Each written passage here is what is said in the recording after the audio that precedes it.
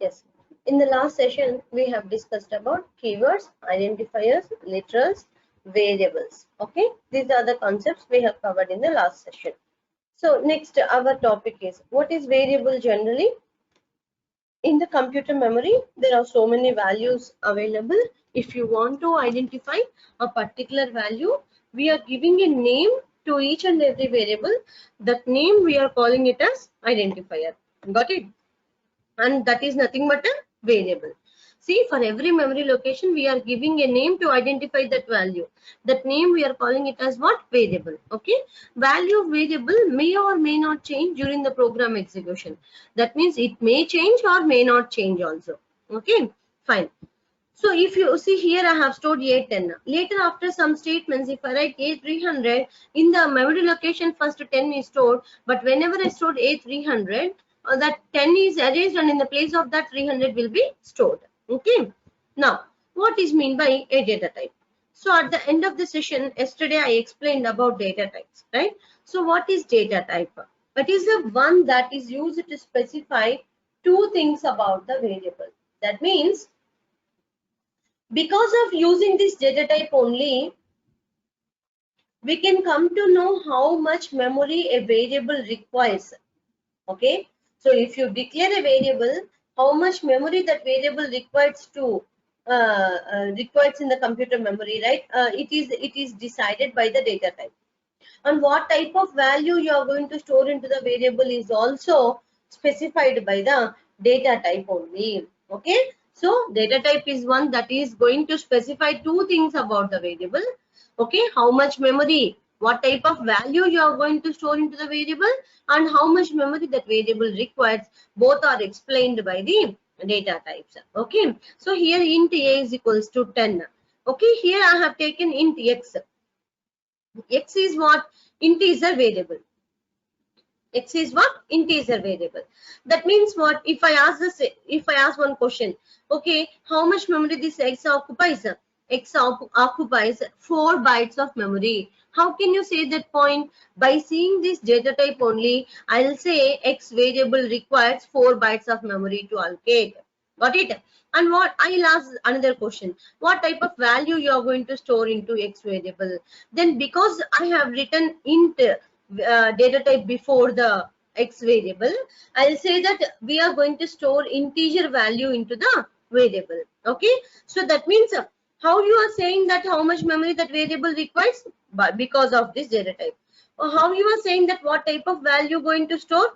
Because of this data type only. If there is no data type before the variable, now can you say how much memory this variable y requires and what value you are going to store? No, we cannot say how much memory it requires, and we cannot say what value we are going to store.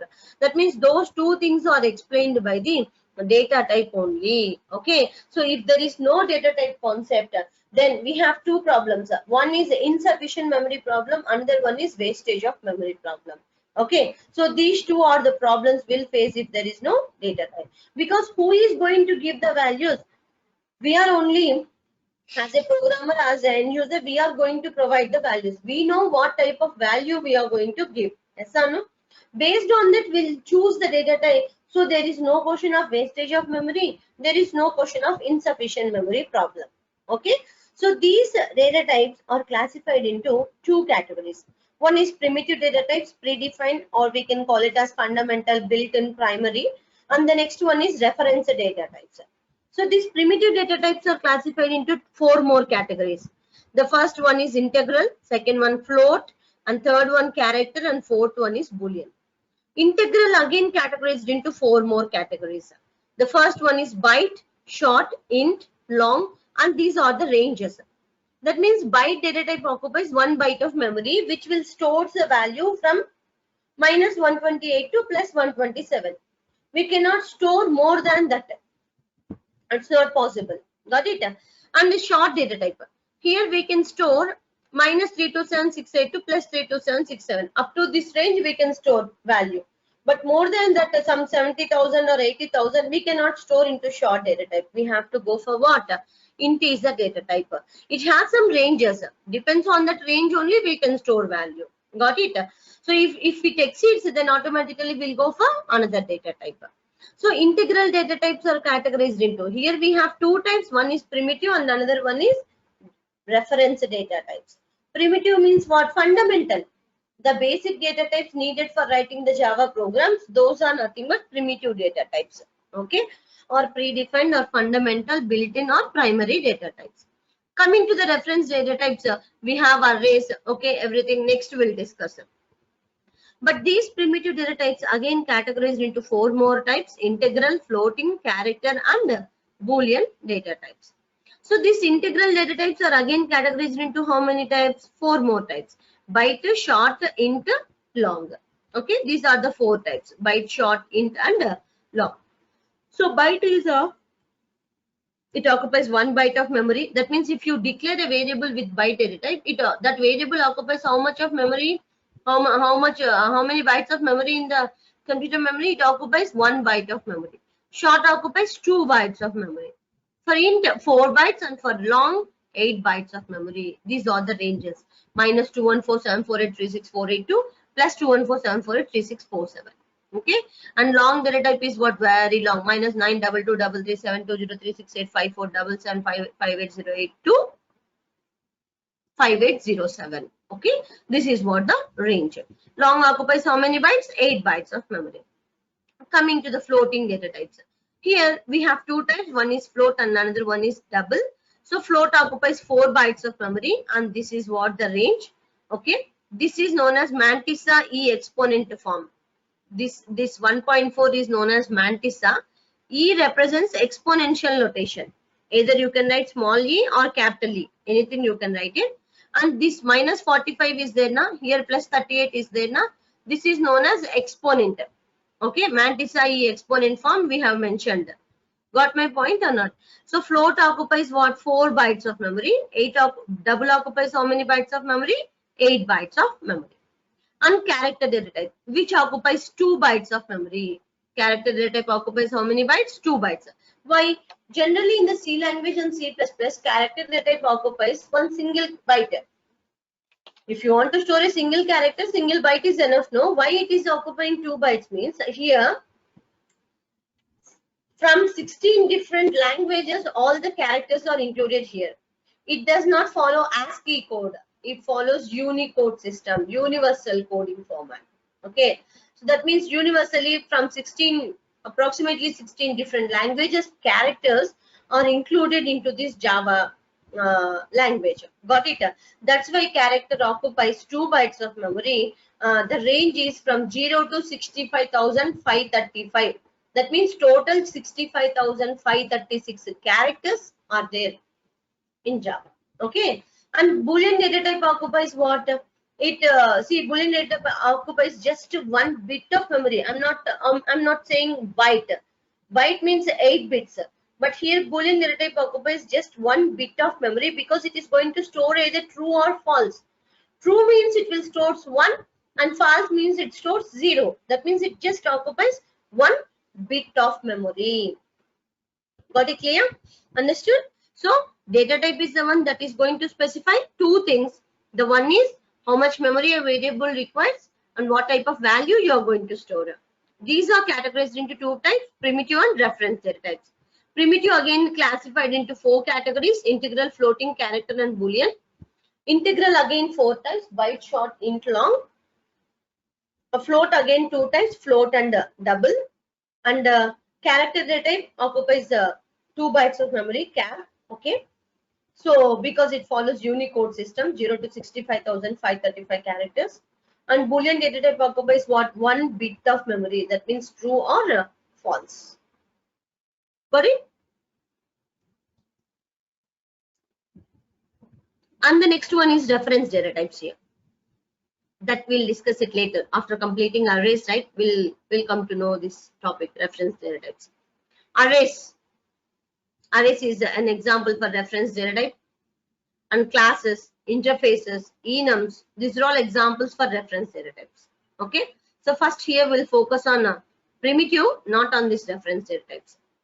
Now byte, I said no, byte occupies how many bytes of memory? 1 byte. Range is what? Minus 128 to plus 127 now.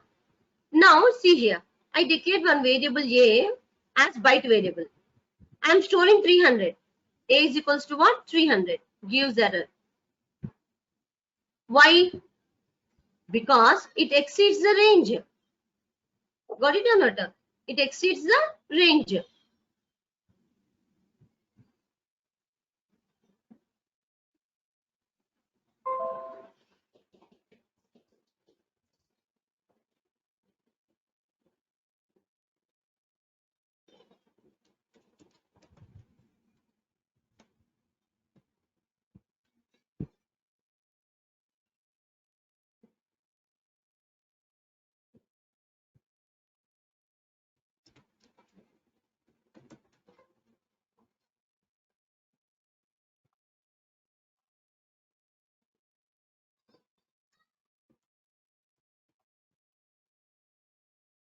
Okay.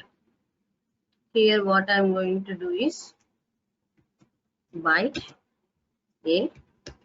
I am going to store, save, choose, compiler.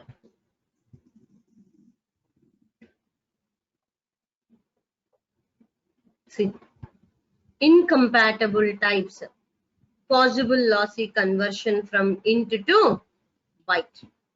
Incompatible types, possible lossy conversion from int to byte. Got it clear? That means it will treat, because it exceeds the range. Byte range is minus 128 to, sorry, plus minus 128 to plus 127 only. But you have given A as 300. So that's why you're getting the error saying that possible lossy conversion from int to byte. Like that error you will get it. Understood? Next. Next one. See here. Short occupies how many bytes? 2 bytes. No? Here this is what the range. You have declared one variable as B. B is of what type? Short variable. See, this is what the range, but you have given the value as 70,458, which exceeds the range. That's why same error you will get it. Okay, incompatible types, possible lossy conversion from short into short. Next, here integer occupies what? 4 bytes of memory, whose range is this one. If it exceeds, you are getting the error. Long occupies what? 8 bytes. Okay, this is what the range. And when you are declaring a variable, you are declaring C as a long variable. Yes or no? So you can give this value. Okay, Bindu. If the value exceeds long range also, what we have to do? Generally, in the projects, the integer data cannot exceed long data type. If at all, if it exceeds, means we have an integer class available. Okay. Got it clear or not? Okay. So that we will discuss it later. So here this is a long variable, and here let's observe. I have given L. I have declared A as a long variable, and I stored 10, and I am writing L. Okay, if I don't write that L there, what's the problem here? Nothing problem, but it will create only integer range of memory. It does not create long range of memory. Got my point or not? Because 10 will fit into that particular memory, right? Integer memory, right? So that's why what it will do. If you don't write L, the compiler, okay, the JVM will allocate only 4 bytes of memory, integer range of memory. It does not allocate 8 bytes of memory just like for long. If you write long, you are forcing the JVM, Java compiler, to allocate, okay, you are forcing the JVM to allocate what? 8 bytes of memory. Because of writing this L, you are forcing the JVM to allocate 8 bytes of memory. If you don't write that, by default it will allocate only 4 bytes of memory. That you don't know, but still it happens internally. Got it? Same here too. Float, 4 bytes occupies the range. Double occupies 8 bytes. When you are declaring a variable like this, float B is equals to 12.5, you are writing F. If you don't write F, it will treat 12.5 as a double type. Understood? If you are giving float value at runtime using the scanner class or buffer reader class or console class like that, if you read data, by the time no need to give f. But at the time of declaring the variable, when you are providing a value, compulsory you should specify this f here. You should specify that f there. Okay. So if you don't specify that f, 12.5 will be treated as what? Double. Let's see. So even if we specify data type as float, still it considers as double? Yes. See, actually here I declared a as float variable. 12.5 I have mentioned, right?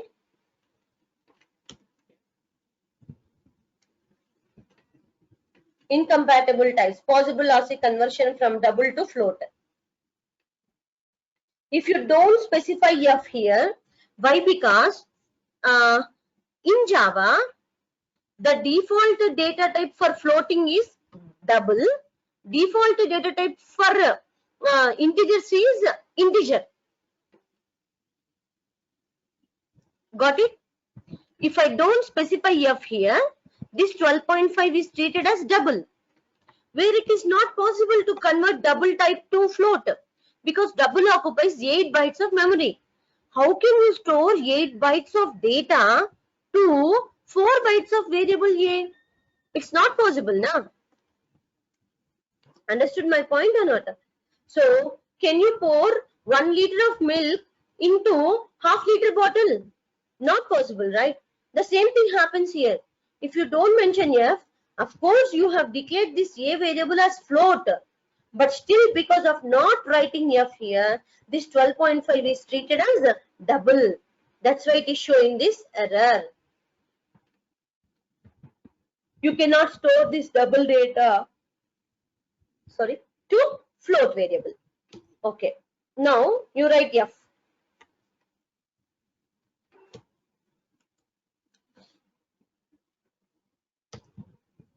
Successfully compiled. See here, control 1, successfully compiled. Got it? Like this, these are very minute things we should know, okay, clearly, right? So for that we have some assessments, no issues at all. There you can see everything. And you know character, because it does not follow ASCII code system, it is following Unicode system, universal coding. So that's why character occupies 2 bytes of memory.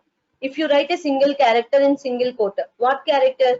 Either it is an alphabet or a digit or a dollar symbol or a white space or special character, anything, whatever it is. If you write a single character in single quote, either it is character or a digit or a special character or white space character, whatever it is, that is nothing but one character which occupies 2 bytes of memory. And you know, Boolean occupies 1 bit of memory. Yeah, tell me. Bindu, one question. For long data type, right? అది మనం lower case L specify చేస్తే ఒకలాగా upper case L specify చేస్తే, అంటే ఇప్పుడు long కూడా ఇప్పుడు నేను లోవర్ కేస్ ఎల్ తో స్టార్ట్ చేసి అప్పర్ కేస్ ఎల్ తో స్టార్ట్ చేసింది డిఫరెంట్ గా బిహేవ్ చేస్తుంది కదా? అవును. ఇప్పుడు here long is the data type. And here long is the wrapper class, which will treats here a is a long type of variable, but here a is a long class object. These are nothing but wrapper classes, which is going to see now boxing and unboxing. Primitive types to object type and object type to primitive types. If you want to convert data, then you are going to use this wrapper class. This is what you are asking, right, Pravalika? Yes. So ikkada entante this long is a data type, general normal data type, which will store data, long type of data. Ikkada capital L rasnappudu emotundante this is a wrapper class. So in the further sessions now we'll discuss about these wrapper classes. Got it? So the wrapper class main intention is which will wrap the primitive type of content into the object.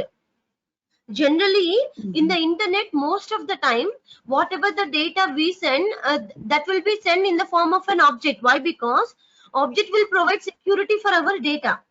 Got it? We cannot send directly. Whatever you send, that will be treated as a string object, right? So here we have a wrapper classes where if you want to convert this primitive type of data to object type and object type of data to primitive type, then we are going to use the wrapper classes concept. We have integer wrapper class, byte wrapper class, short wrapper class, long wrapper class, float wrapper class, double wrapper class, and boolean wrapper class, and character wrapper class also.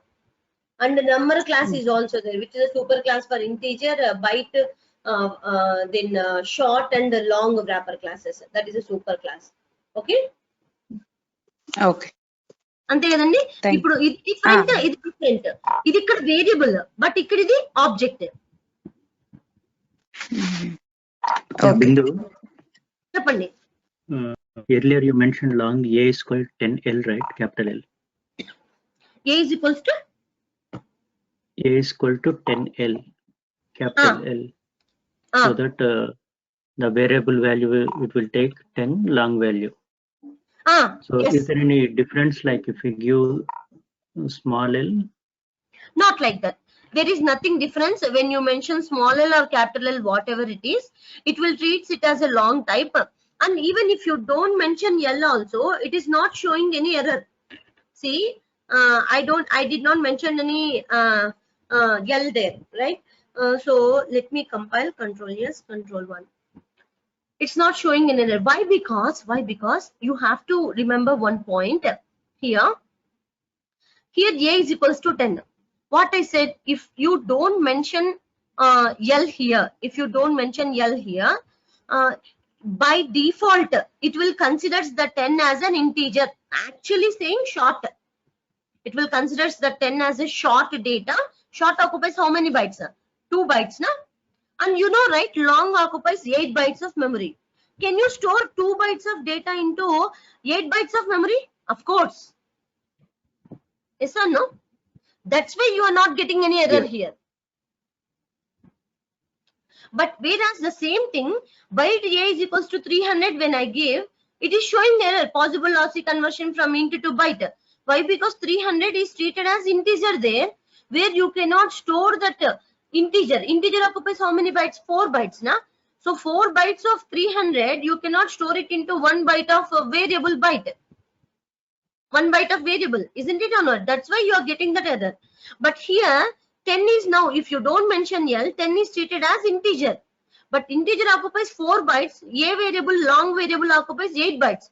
4 bytes of data happily it will happily fit into 8 bytes of memory.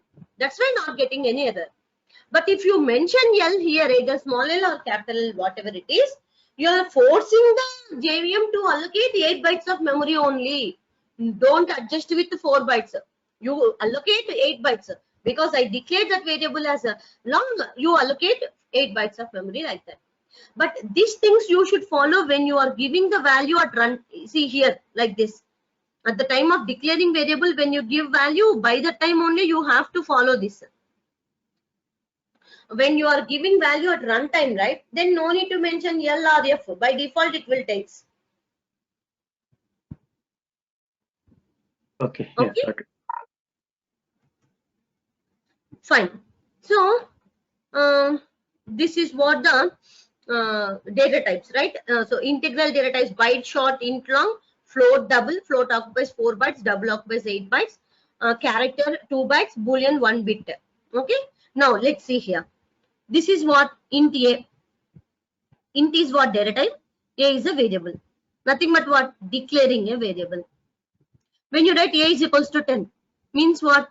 Assigning value to a variable. You are assigning this value to a variable A, which is already declared as integer. Okay. So if you just simply write like this, this is known as declaring a variable. If you write some value into the variable, this is known as assigning value to a variable. Okay, but at the time of declaring variable when you store value, this is known as initialization of variable.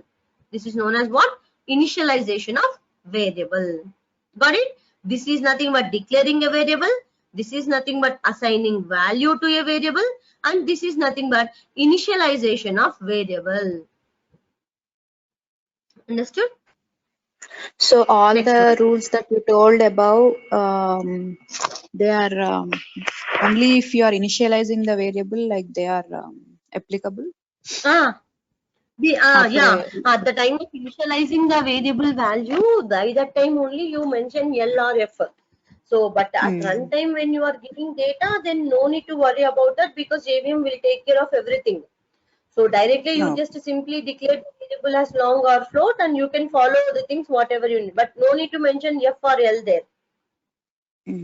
Okay. Okay. And what is mean by literal here? It's nothing but a value that is stored into a variable directly in the program. I mean, at the time of declaring a variable, when you store a value, that value we can call it as what? Literal.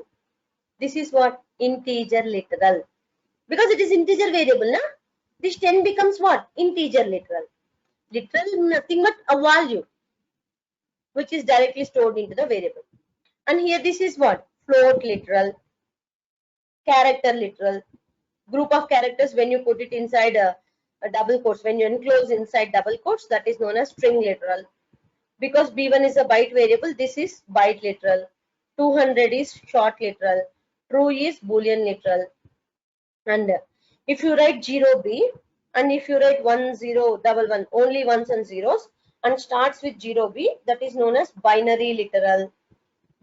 So octal literals starts with 0 and it contains only 0 to 7 digits. It does not contain 8 and 9. Okay. So it starts with 0 and it contains only 0 to 7 digits. This is known as what? Octal literal. And hexadecimal literal. Generally, hexadecimal number starts with 0 small x or 0 capital X, and which will contain 0 to 9 digits and A to F alphabets, whether it is lowercase or uppercase alphabets. But this is nothing but hexadecimal literal. And we have a null literal also. So if you don't want to store any data into the string, you can simply write null also. Null literal. Understood? This is nothing but literals concept. Next one is constants. What is meant by a constant?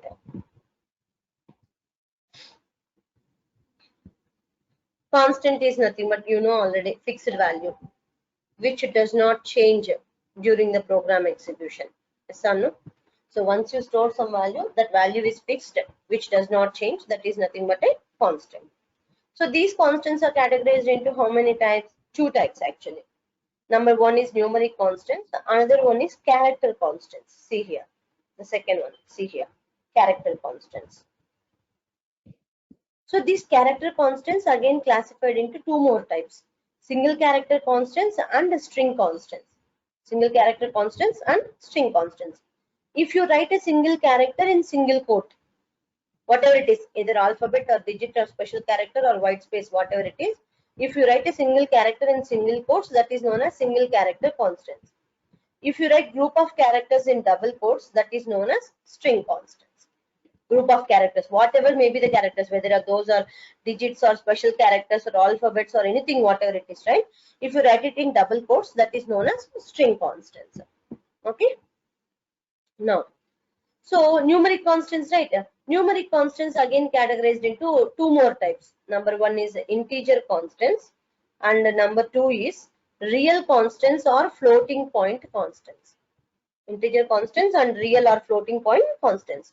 These integer constants again classified into 3 more types: decimal integer, octal integer, hexadecimal integer. Just now I said decimal integer forms with 0 to 9 digits should not start with 0. See, this is a decimal integer. This is decimal integer because integers contains positive and negative values. Yes. But this is not a decimal integer constant because it should not start with 0. It contains 0 to 9 digits, of course, but should not start with 0, right? This is invalid. And coming to the octal integer constants, it forms with 0 to 7 digits. Forms with 0 to 7 digits. And it should start with 0. Should start with 0. See here. But this is invalid because I said na it contains 0 to 7 digits only. But here we wrote 8. That's why it's invalid. But this is valid because it has started with 0 and it contains 0 to 7 digits only. Coming to the hexadecimal integer constants. Forms with 0 to 9 digits, A to F alphabets. And you know, when you get the remainder as 10, you don't write 10 in hexadecimals. You will write A. If you get the remainder as 11, you will write B. For 12, you will write C. For 13, D. For 14, E. And for if you get the remainder as 15, you will write F.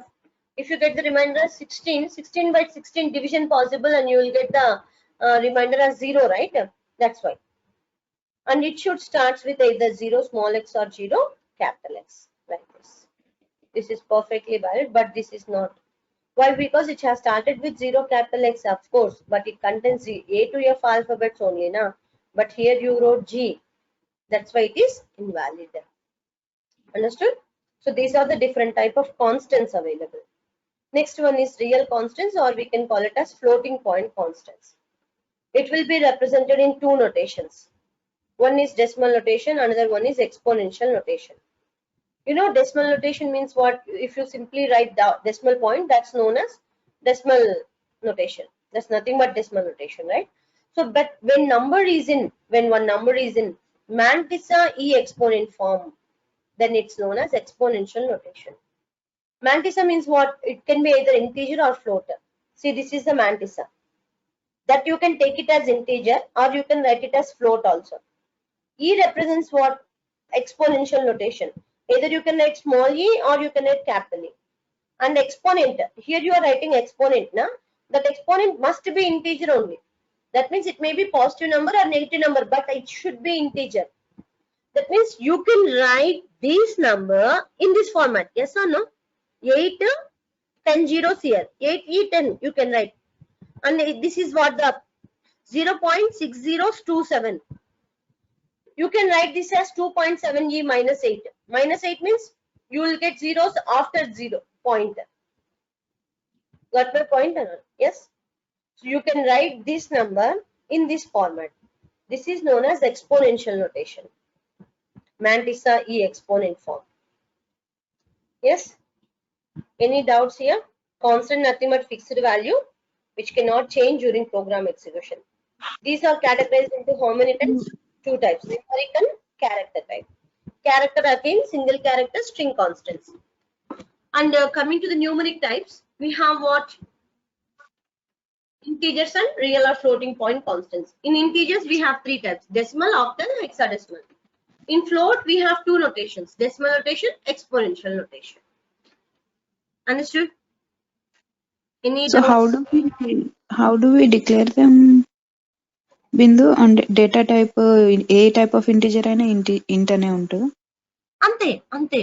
But మనము అది variable value పెట్టేటప్పుడు, I mean when you are writing, when you are storing a data, then it will be differed అనమాట. ఇప్పుడు అది decimal integer constant అయినా, hexadecimal integer constant అయినా, octal అయినా సరే మీకు సేమ్ ఇంటిజరే యూజ్ చేస్తారు.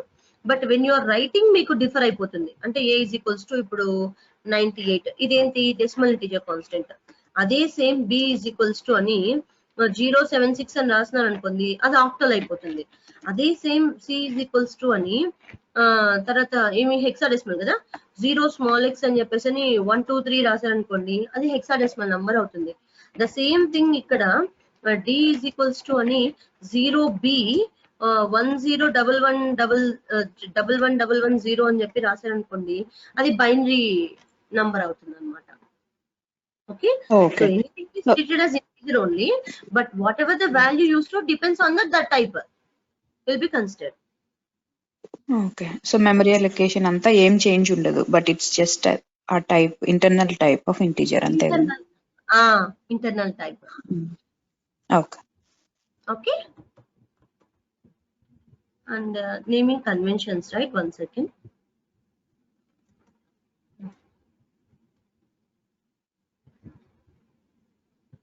Okay. So Naming conventions, very easy concept. In Java, the Javas of people, okay, they have provided some rules, okay, where if you follow these conventions, naming rules, right, it will be very easier for us to recognize which one is package and which one is class, like that. Okay, so whatever the package names you write, whether it is predefined packages or user-defined packages, whatever it is, all package names should be written in lowercase letters, all lowercase letters. See, these are all the user-defined, predefined packages. Even you predefined packages, yes or no, right? And this is what user-defined package. So everything. So if you want to declare a user-defined package, you have to use the package keyword. That is separate concept. Packages separate concept is there. Okay. So all package names should be written in lowercase letters. And if you are using a class name and interface name, the class name and interface name starts with capital letter. If any next word is there, then each next word also starts with capital letter. See here, system is the class name, capital letter started with it. String is the class name, started with capital letter. File input stream, F capital. Next word, I capital. Next word, S capital. This clonable, serializable are interfaces, started with capital letter. And next one is method names. You know, method name starts with lowercase letter. If any next word is there, that next word starts with capital letter. If there is no next word, no problem. You can just simply write like this. If next word is there, starts with capital letter. Okay, but initially it starts with what? Lowercase letter only. The same rule followed by variable also. So starting lowercase letter, next word manaku capital letter. Okay, and you know keywords must be written in lowercase letters. And constants, you know, all constants should be written in all capital letters. Max priority, min priority, positive infinity, negative infinity, like this. Yes, clear?